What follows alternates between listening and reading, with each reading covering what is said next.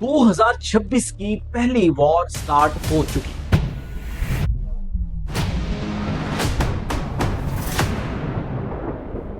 अभी new year celebrate हो ही रहा था कि 3 जनवरी सन 2026 के अंदर ट्रंप ने वेनेजुएला के ऊपर अटैक किया। रात की तारीकी के अंदर हमला करने के बाद वेनेजुएला के प्रेसिडेंट और उसकी वाइफ को किडनैप कर लिया गया। यहाँ सिचुएशन कोई कॉम्प्लेक्स नहीं है। क्या आप जानते हैं कि दुनिया में सबसे ज्यादा ऑयल के रिजर्व्स वेनेजुएला के पास हैं और दूसरे नंबर पे जो दुनिया में सबसे ज्यादा ऑयल रिजर्व रखता है उसका नाम कमेंट में जरूर। वेनेजुएला अमेरिका का एक पड़ोसी मुल्क है।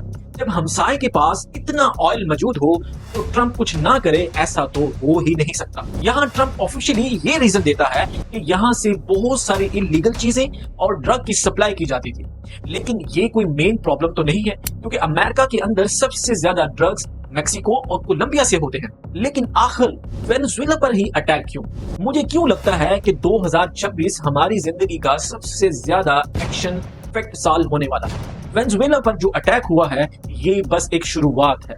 इसी साल के अंदर कई मुल्कों का तख्ता उल्टाया जाएगा। कई मुल्कों की रजीम चेंज हो चुकी और कई मुल्कों की रजीम चेंज होगी। ये कहानी है 303 बिलियन बैरल ऑयल की, 1.5 ट्रिलियन रेयर अर्थ मिनरल्स की और एक ऐसे जियोपॉलिटिकल मूव की जिसके अंदर रशिया, चाइना, इजराइल जो कि एक फेक रियासत है, ईरान, पाकिस्तान दांव पे लगा हुआ है। Venezuela has Venezuela captured.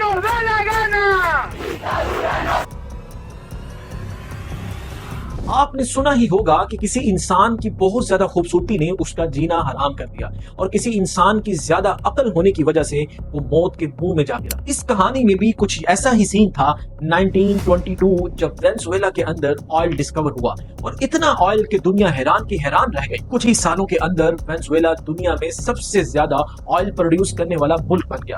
Venezuela के पास ऑयल के एसेट तकरीबन 303 बिलियन बैरल है। उसके बाद सऊदी अरेबिया जो कि 270, उसके बाद ईरान 208 और दूसरे मुल्क आते हैं और कई मुल्कों के बाद अमेरिका जो कि 55 बिलियन बैरल ऑयल का मालिक है। तकरीबन 10 से 20 साल के बाद अमेरिका की बड़ी बड़ी कंपनियां जैसे कि शेवरॉन, स्टैंडर्ड ऑयल, एक्सॉन ने यहां पर इन्वेस्टमेंट की और चंद ही सालों के अंदर अंदर वेनेजुएला से ऑयल खरीदने वाला सबसे बड़ा मुल्क अमेरिका बन गया। कुछ ही सालों बाद वेनेजुएला ने अपनी नेशनल ऑयल की कंपनी स्टार्ट की और अब आता है कहानी में ट्विस्ट, और इस ट्विस्ट की किसी को खबर न थी कि 1998 के अंदर वेनेजुएला में इलेक्शन हुए और सदर एक फौजी ऑफिसर मुंतखब हुआ। इसका नाम हुगो शावेज था। हुगो शावेज के मुंतखब होने से पहले मुल्क के हालात कुछ बेहतर न थे। शावेज ने मजदूरों को उनकी मजदूरी दी, बेघरों को घर दिया और मुल्क को तरक्की की राह पर गामजन किया। शावेज ने 2001 के अंदर हाइड्रोकार्बन लॉ बनाया। 2007 के अंदर कई अमेरिकन कंपनियां जैसे कोकोनोकोफिलिप्स और एक्सॉन ऑयल को मुल्क से बाहर फेंका और बिलियन ऑफ डॉलर की प्रॉपर्टी को अपने काबू में कर लिया। यहाँ पर अमेरिका ये कहता है कि वेनेजुएला ने हमारा ऑयल चोरी किया और हमें बाहर फेंक दिया। We're going to have our very large United States oil companies, the biggest anywhere in the world, go in, spend billions of dollars, fix the badly broken infrastructure, the oil infrastructure. United nation की resolution 1962 ये कहती है कि हर मुल्क अपने natural resource का खुद मालिक है। तो यहाँ पर यह कहना बनता है कि उन्होंने इनका ऑयल चोरी नहीं किया बल्कि अपने ऑयल को वापस लिया है। 2008 के अंदर हुगो शावेज कैंसर जैसी बीमारी में मुब्तला हो गया और उस वक्त शावेज को सबसे ज्यादा भरोसा 2 लोगों पर था। पहला राफेल रमरेज जिसको ऑयल इंडस्ट्री का मिनिस्टर बना दिया गया और इस ऑयल को बेचना भी तो था, और दूसरा शख्स मडूरो जिसको फॉरेन मिनिस्टर बना दिया गया। आखिरकार 25 दिसंबर 2012 के अंदर हुगो शावेज कैंसर की बीमारी की वजह से उसकी डेथ हो गई और इसके बाद मडूरो इस मुल्क का प्रेसिडेंट बन गया। लेकिन मडूरो के पास शावेज जैसी सोच और वो जिगरा नहीं था। 2 साल के अंदर अंदर मडूरो ने अपनी अपोजिशन के खिलाफ क्रैकडाउन किया। उसके अंदर कई ऑफिसर्स और कई आम लोगों को कत्ल करवाया। 2014 जब अचानक से ऑयल मार्केट क्रैश कर गई। The world hasn't seen such a drop in crude oil prices for a long time. Oil जहां पर $108 पर बैरल था वहां पे $30 पर बैरल पर पहुंच गया और इसी दौरान अमेरिका ने वेनेजुएला के ऊपर बहुत सी पाबंदियां आयद की जिसकी वजह से वेनेजुएला की इकोनॉमी तबाह होकर रह गई। वहां के लोगों के पास खाने पीने इवन के मेडिसिन तक की सहूलियत मौजूद नहीं थी। इसी दौरान अमेरिका ने वेनेजुएला के सदर मडूरो के ऊपर कई संगीन इल्जामात लगाए जिनमें सबसे ज्यादा ड्रग सप्लाई की बात की गई। हालांकि ये कोई बहुत बड़ी प्रॉब्लम नहीं थी, जैसे कि पहले बात हो चुकी है कि अमेरिका के अंदर सबसे ज्यादा ड्रग की जो सप्लाई है वो मैक्सिको और कोलंबिया से की जाती है। और सबसे ज्यादा हैरत वाली बात ये कि अटैक से 3 दिन पहले मडूरो ने अपने टीवी शो के अंदर अमेरिका के साथ ऑयल और ड्रग की सप्लाई रोकने के लिए डील करना चाहते थे।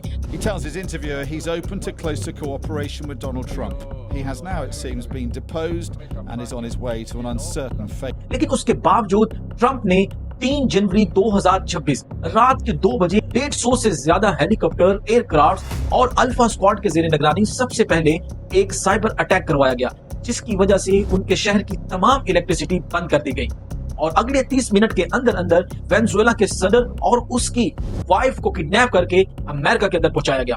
आखिर वेनेजुएला पे अटैक क्यों किया गया, इस चीज को समझने के लिए हमें चाइना की स्ट्रेटेजी को समझना बहुत ज्यादा जरूरी है। सबसे हैरत अंगेज खबर यह है कि अटैक से 6 से 7 घंटे पहले चाइना का एक वफ्द जो कि मडूरो के साथ मीटिंग कर रहा था। आप कमेंट में बताएं कि क्या ये एक महज इत्तेफाक था या एक प्लान मीटिंग थी। पिछले 10 साल से वेनेजुएला के ऊपर अमेरिका ने कई पाबंदियां आयद की, जिनमें वो अपना ऑयल किसी को बेच नहीं सकते। इसी दौरान चाइना वेनेजुएला के ऑयल का सबसे बड़ा खरीदार बना और 91% रेयर अर्थ मिनरल्स की माइनिंग चाइना करता था। अब वेनेजुएला की ऑयल की मंडी रेयर अर्थ की मंडी चाइना की मंडी बन चुकी थी और कुछ ही सालों पहले अमेरिका और चाइना के दरमियान एक टैरिफ की जंग हुई। China's average tariff on our products is twice what we charge them. America China से 70% अपने रेयर अर्थ मिनरल्स को खरीदता था और इस जंग में चाइना जीत गया और चाइना ने अमेरिका की बहुत ही रेयर कंपनीज को ये लाइसेंस दिया कि वो चाइना से रेयर अर्थ मिनरल्स को खरीद सकते हैं, क्योंकि अब वेनेजुएला अमेरिका के हाथों में है तो उसका ऑयल हो या उसके 1.5 ट्रिलियन रेयर अर्थ मिनरल्स हो तो वो अब अमेरिका के होंगे। We're going to run the country until such time.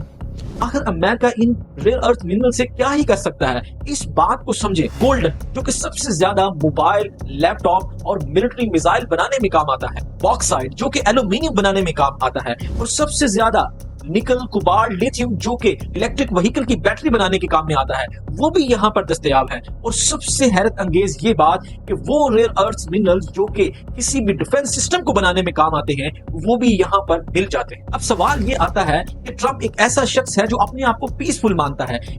I have peace on earth.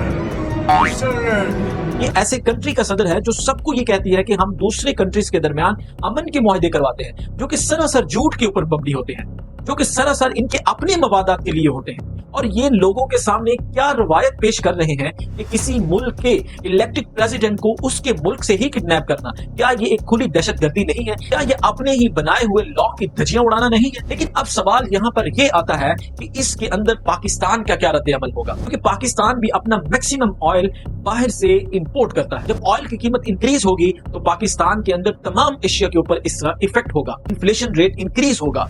बहरहाल पाकिस्तान को चूज करना होगा अगर ये जंग अमेरिका और चाइना के दरमियान होती है, क्योंकि अब पाकिस्तान के लिए फैसला करना मुश्किल है कि वो किसकी साइड लेगा।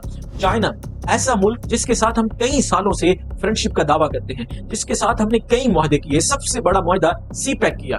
दूसरी तरफ अमेरिका IMF के कर्जे जो कि एक महदूद तबके के लिए हम लेते हैं और 20% एक्सपोर्ट हम अमेरिका के अंदर करते हैं। तो आप कमेंट में जरूर बताएं कि हमें किसका साथ देना चाहिए, हमें चाइना का साथ देना चाहिए या अमेरिका का साथ देना चाहिए, या एक पुरानी पॉलिसी जिसमें हम दोनों को खुश रखें ये करनी चाहिए। आप कमेंट में अपना आंसर जरूर दीजिएगा।